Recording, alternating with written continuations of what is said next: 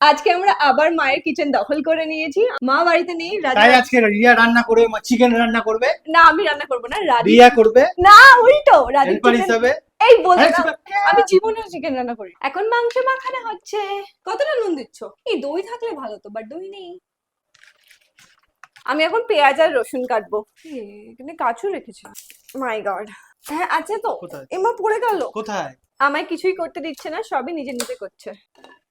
এইটা হচ্ছে ব্যাচেলার্সদের রান্না করা। পেঁয়াজ কাটছে রাজীব, চোখ থেকে জল বেরোচ্ছে আমার। তুই দূরে গিয়ে পেঁয়াজ কাটো না।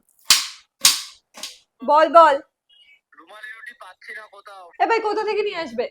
না পেলে এখন কি করা যাবে? এবার মশলা যাচ্ছে মিক্সির বাটিতে। এর মধ্যে জল দিতে হবে রাজীব। মাই গড, আগে চিকেন, আগে মশলা কষাতে হয় সব তো। একসাথে কষাবো।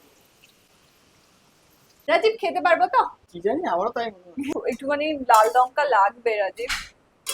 আর একজন সেনা চলে এসেছে। ইনি শুধু খেতে জানে। রাম রাম ভাই। ফাইনালি কিছু কাজ করছে। এই আমাদের চিকেন রেডি। এবার এই কুকুরটাকে কেমন হয়েছে ভাই? ঠান্ডা প্লাস্টিকটা ঠান্ডা যে হুম, প্লাস্টিক খুব ভালো হয়েছে। আমাদের পিকনিক সফল।